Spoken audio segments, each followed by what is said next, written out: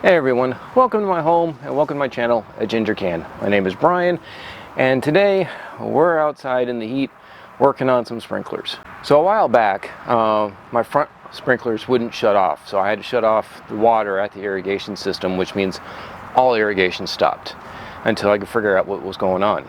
Well, come to find out, it was the servo motor that opens and closes the diaphragm. It had gone bad. So after searching and searching and searching on how to fix this, I discovered that you can buy the whole housing for relatively cheap. This is about $16 a pop. So I replaced that one, knowing in the back of my mind that I would eventually have to replace them all.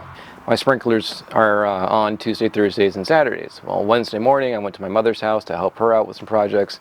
I noticed there was a puddle going the length of my sidewalk, which tells me my sprinklers never shut off Tuesday night. So another valve went bad. I ended up buying 4 of these and I'm just going to replace them all, and I figured I'll bring you along for the trip because it's really simple. I've already prepped most of them. I've already got the old valves unscrewed. So what I'm going to do, I'm not replacing the entire body because that's, it's PVC. You have to cut it, you have to re-glue it. I'm not doing that. I'm just going to replace the innards because the housing's still good. And for this model, this is a Hunter model. Rainbird has similar. They also have a 6-screw version. It's just 4 bolts to take this off. And then it just separates like that. And the diaphragm and everything came out of the housing, which is awesome. So there's the control ring. And I'm not going to yank the diaphragm out, but it's right there. And basically, the servo just pushes down or lifts up, depending on whether you want the sprinklers on or off. It's got an air bleed valve, and then a pressure adjustment for this model. Like I said, I've got 4 of these. I just took this one apart. So what we're going to end up doing now is I'm going to put the servo back in. You want it tight, but not too tight because you can damage them. We're going to flip the camera around to where the actual valves are, and we'll start replacing them. It's really easy. So let's go. All right. So we've got the 4 that need to be replaced. Super easy. Like I said, I've already got them unscrewed. So I'm just going to take them out. I'm going to take the servos off just to make it a little easier on myself. Yeah, take this out. Diaphragm still attached to that. This one's still in pretty good condition, but if one failed, I knew they were all going to eventually fail. 2 have failed. It's just going to go downhill from here. We'll take the new diaphragm mounting.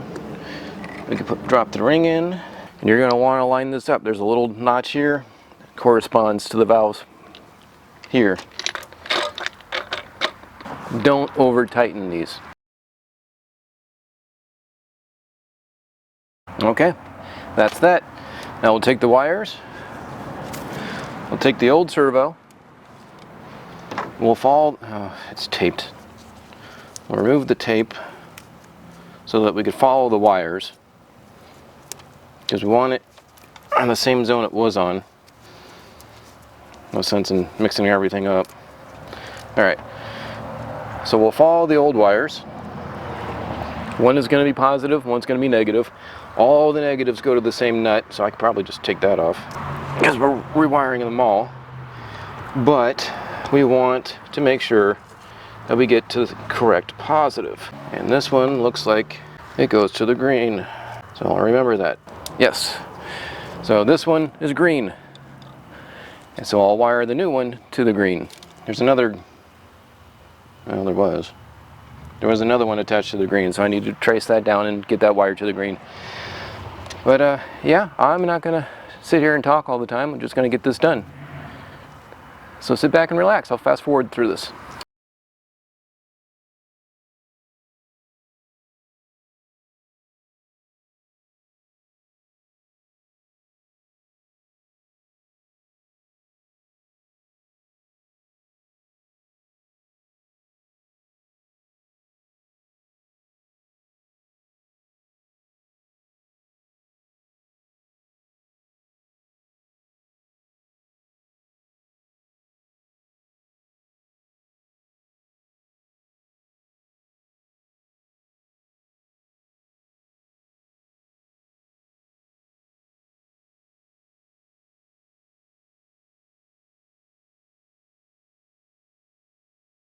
So that's it. Easy peasy. Make sure the solenoids are all tight, but not too tight. Turn the irrigation back on.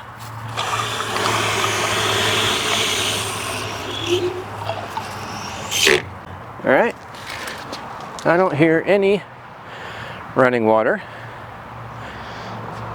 which is a good sign. So we'll open the air valves, get the air out, and when you open the air valves, all your zones will turn on one by one.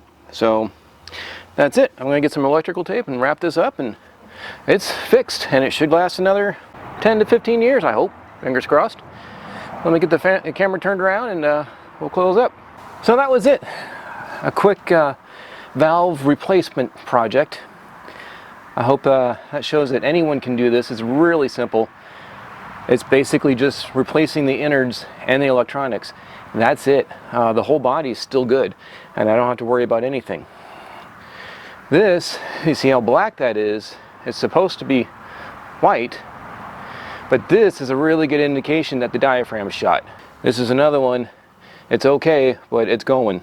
These diaphragms are just rubber. And the first one I actually had to pry out of the valve body because it wasn't attached to this at all anymore. Oh, there went the spring. So that's the diaphragm, and there's a spring over there now that keeps it tensioned. There's a little rubber thing too, so if you do take the diaphragm out, make sure you align the rubber bit in the hole right here. I don't know if I'm going to keep any of this. Probably not. Probably just going to chuck it. Like I said, they're $15 a pop for the whole assembly, which isn't terrible. And you saw how fast I did it. So thanks for watching. This has been a Ginger Can. My name is Brian, and today we knocked out a really quick irrigation repair. I hope you found this useful and educational, or at least a little bit entertaining as I was fumbling around with the wires and bugs. And if you did, please give me that thumbs up, give me that like, show YouTube that you like this. Comment down below if you've tackled something like this, or if you've got additional tips, or if you're concerned about doing this, comment down below and we'll walk you through it. It's really simple. For this setup, it's just 4 bolts. Some have 6, and you don't have to hire a plumber to do this. So yeah, if you just found me and you haven't subscribed, please subscribe. I got a couple of playlists over there you can check out, and I'll catch you in the next video. Thanks for watching.